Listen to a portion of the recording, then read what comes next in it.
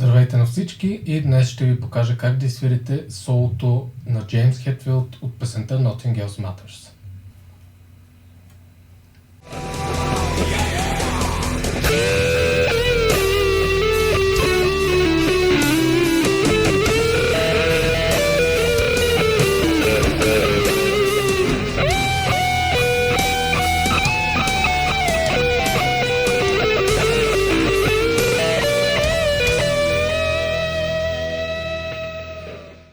Първата секция.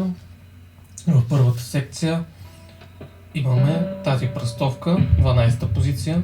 Ползваме малкия пръст за 15-то пракче втора струна и едновременно с това свирим 14-то пракче на трета струна. Свирим двете струни, трета и втора, и правим бенд на 14-то пракче, трета струна, като малкия пръст стои на едно място. Трябва да го видите добре. Това е бенда. Нека да видим малко от по-отблизко първата ни пръстовка.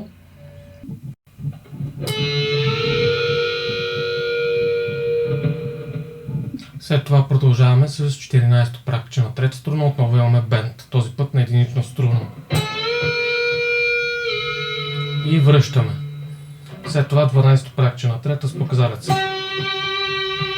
Слагаме повече вибрато тук. Значи става това.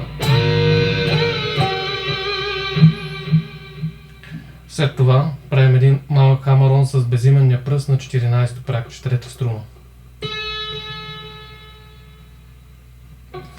12-то пракче с пикинг. Свирим с средния пръст в най-добрия случай, но може да го изкарате просто с слайд.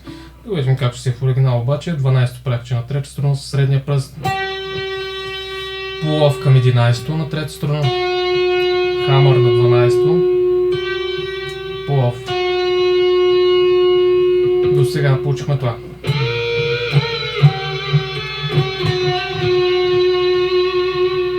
Четиринайсто пракче на четвърта, малкия пръст, 11-то пракче на трета с показалеца.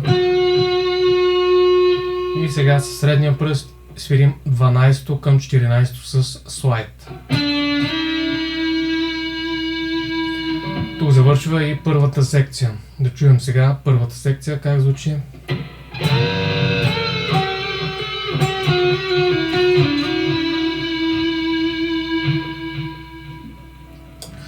Продължаваме с секция номер 2. 12-то пракче на трета струна, показалец. 14-то пракче на трета струна с безименния пръст. 12-то пракче на трета струна с показалец. Сега имаме така нареченото клише, което е бенд с две ноти отдолу. Нека да видим как се прави. Свирим 14-то пракче на трета струна с безименния пръст. И сега показалеца с баре на втора и първа струна свири 12-то пракче. Това нещо го повтаряме два пъти. Значи става това.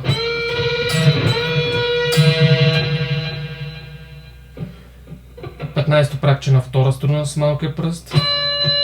След това 12-то пракче на първа с pull-off. 15-то пракче на трета с малкия пръст, но повечето хора в роксата го свират с безименния пръст. Напълно окей. Така че аз ще го свиря с малкия пръст.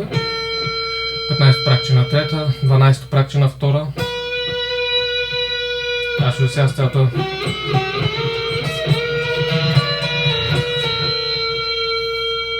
Сега имаме pull-off към 14-то, pull-off към 12-то.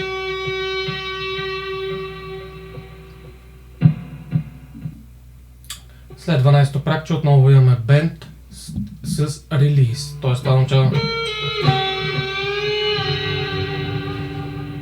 След това 14-то пракче на четвърта с безименния пръст. 14-то пракче с баре, отново безименния пръст. Още един път. 13-то, пак с баре. Това са втора и трета струна. И 12-то пракче на трета с слайд. Да видим сега как звучи и секция 2.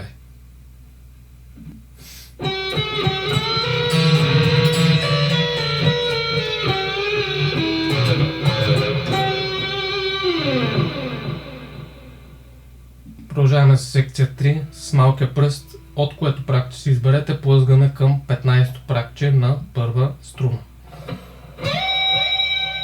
След това 14-то пракче на първа,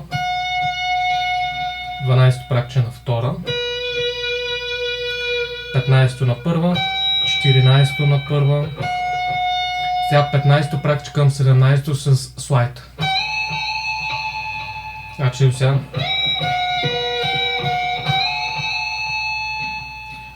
следва 15-то пракче на първа струна,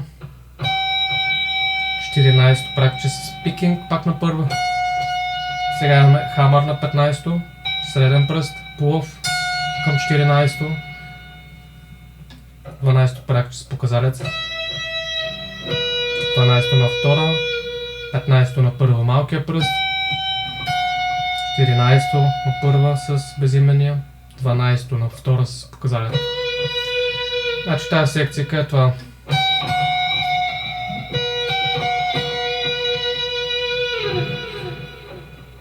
И следва четвъртата секция, тя е края на солото. Да чуем как звучи.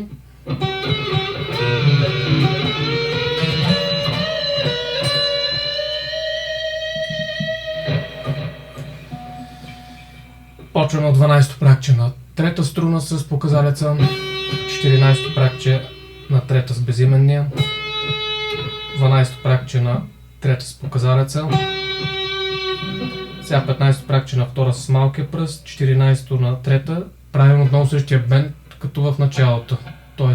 14-то пракче свири с бенд, докато 15-то си остава. Сега имаме 12-то на трета, 14-то на четвърта безименен, 12-то на трета показалец, 14-то на трета с безименния с бенд, 12-то на втора, 12-то на първа, 15-то на втора с безименния,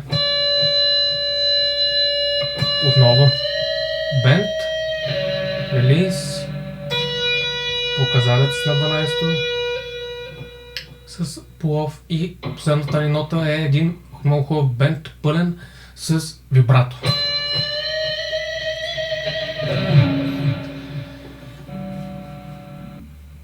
Това беше урока. Благодаря, че стояхте до края. Абонирайте се за още такива клипове.